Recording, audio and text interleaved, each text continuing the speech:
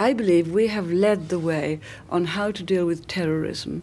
We never, never would give arms or pay ransom for hostages. We never have, and we shan't. The biggest threat that mankind has ever had to face, and that's notwithstanding nuclear weapons. I'm talking about AIDS. Government can't stop you from getting AIDS, but most people could stop themselves. Do you mind being perceived in some people's minds to be an unpopular sort of person? I think I saw a poll the other day which described you as lacking compassion for the less successful, remote, unsympathetic, unconcerned. Does this bother you? Well, it's just not right.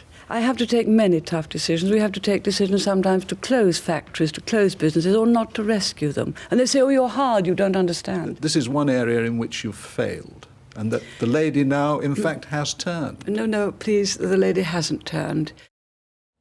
Hello and good afternoon from number 10 Downing Street, where in a moment I'll be talking to the Prime Minister, Mrs. Thatcher. A timely interview, you might think, when sensitive political noses are twitching at the thought of an early election, although Mrs. Thatcher herself may think quite differently. And of course, today's other main news stories. The Moors murderers could face new charges. That's what the police chief says, who's searching for more bodies. A poison cloud alert as a tanker crashes in flames. And back on top, down under. But first, our conversation with the Prime Minister. Mrs. Thatcher, I suggested a moment ago that noses are twitching with the thought of a general election, and it seems pretty clear now that whatever you say and whatever I ask is going to be judged in that context.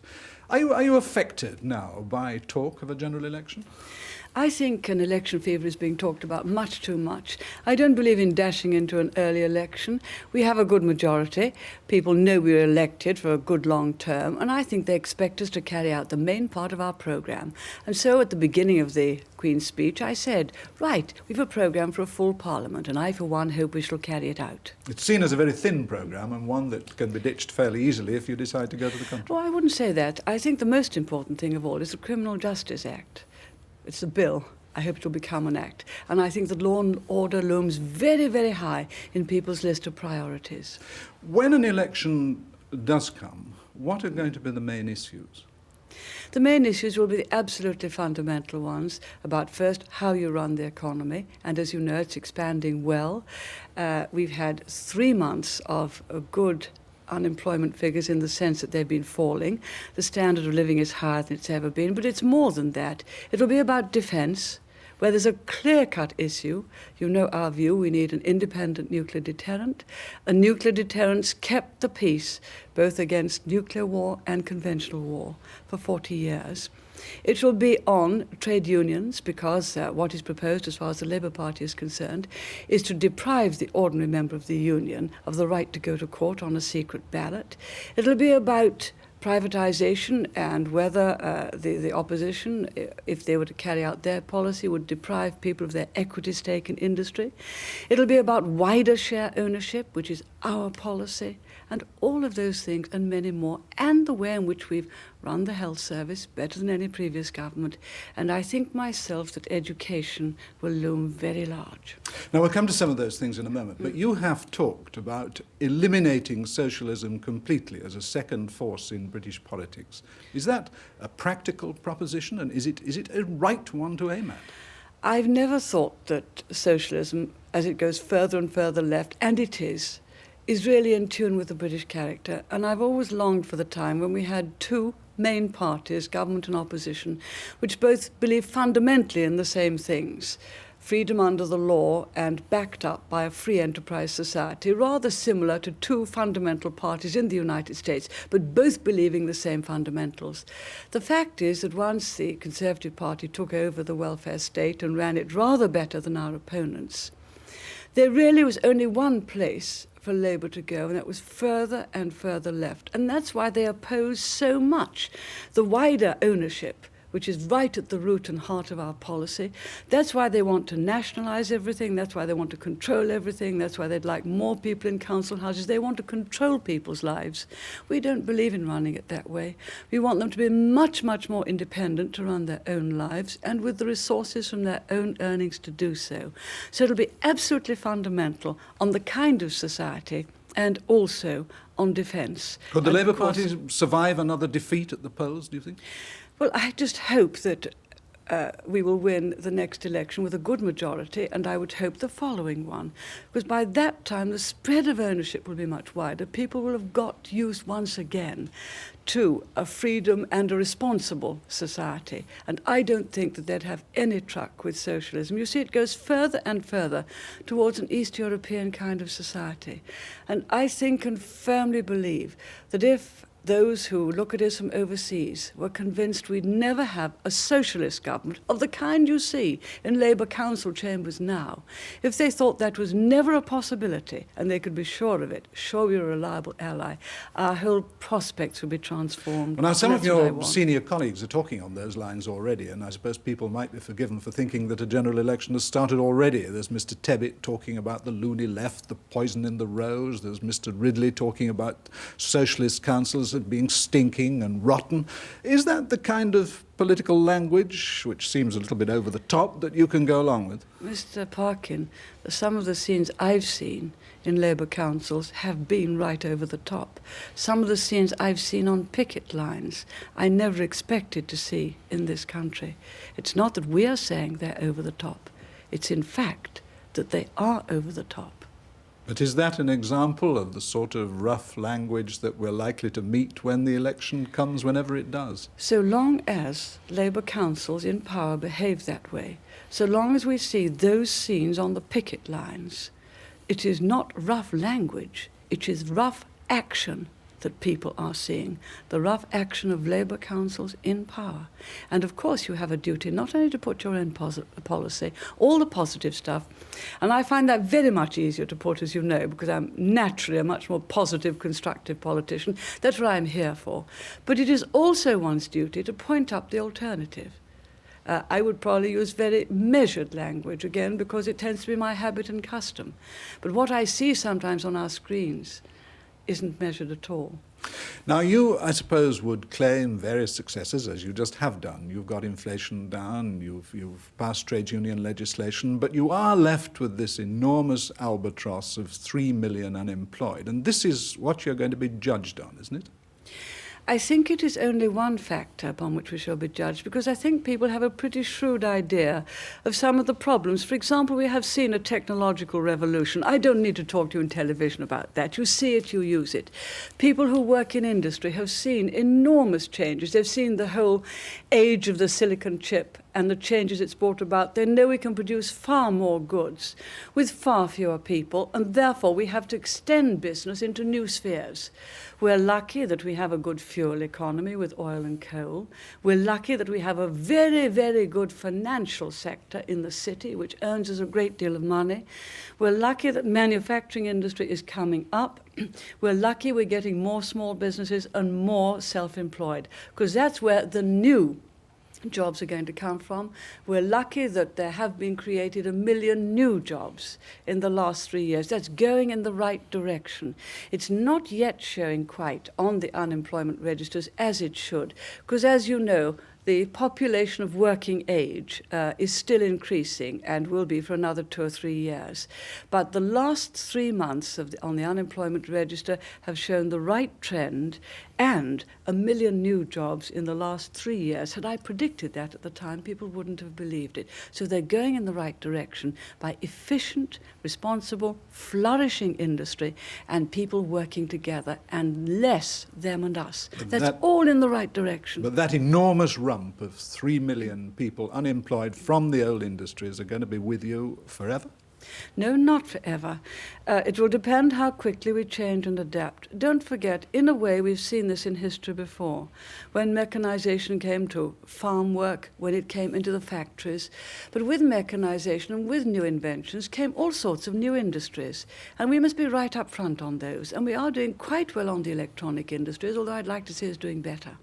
Well, now, after Mr. Lawson's public spending statement, one had the feeling that you've given up the whole idea of trying to have the government spend less of our own money, that this is one area in which you've failed, and that the lady now, in fact, has turned. No, please, the lady hasn't turned.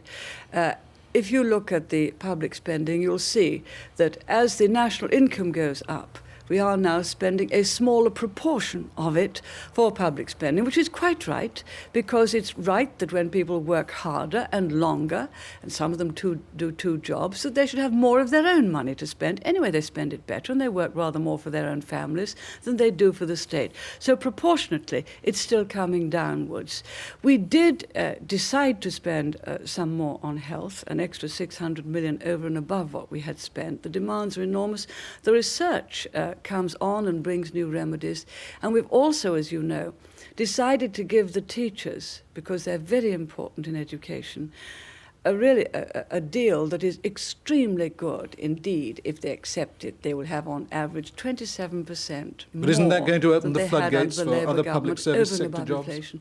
No, I think that we have said that this is only because we are getting a fundamental restructuring, both in duties of teachers, they are being defined for the first time, and also a complete restructuring of the profession. We're very anxious that those who make that teaching a career, they should be paid better, paid more if you're head of a department, paid more if you're a deputy head teacher and a head teacher.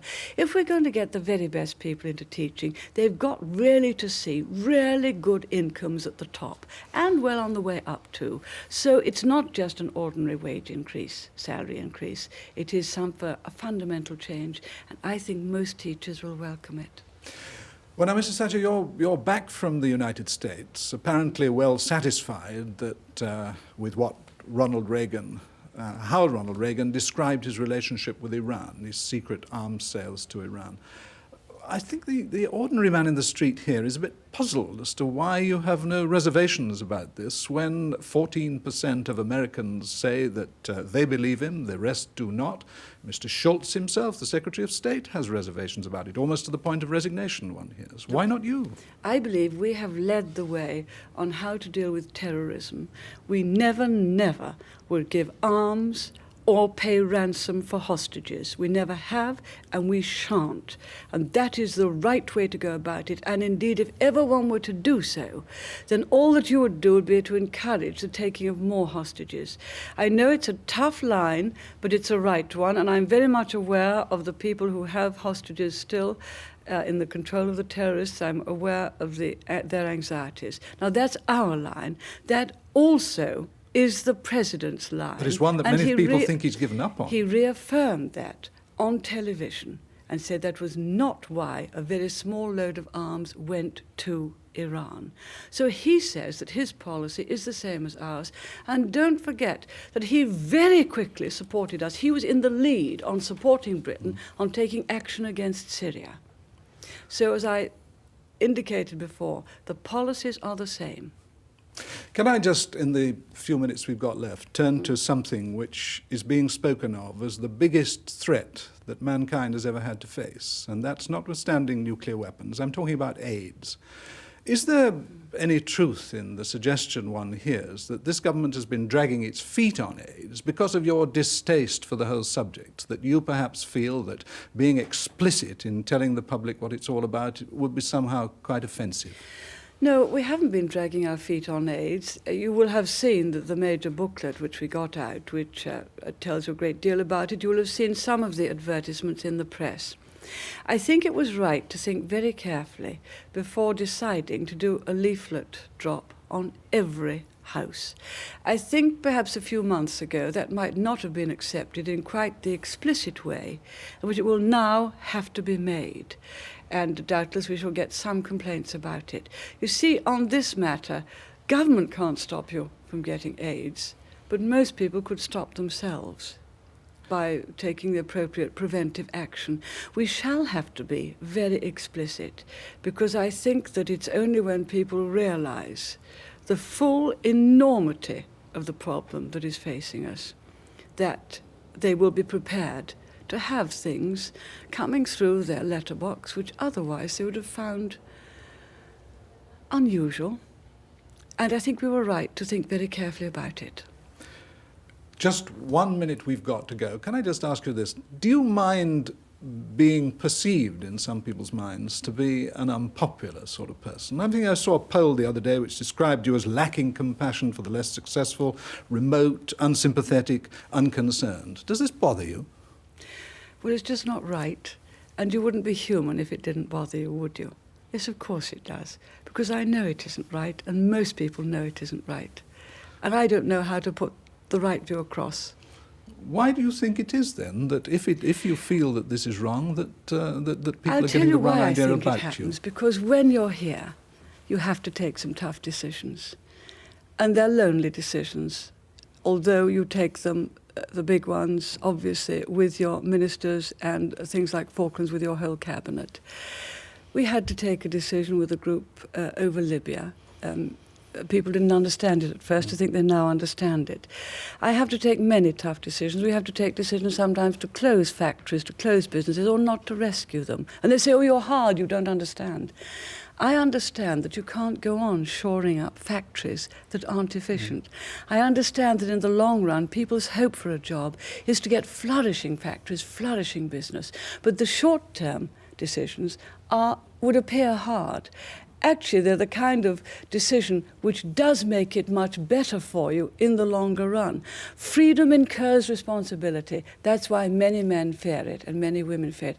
I can't run away from it. But you do it because you believe implicitly that that's in keeping with the character of Britain and in keeping with the pride in Britain and in keeping with giving people the chance to build for themselves under the kind of framework we create a better future.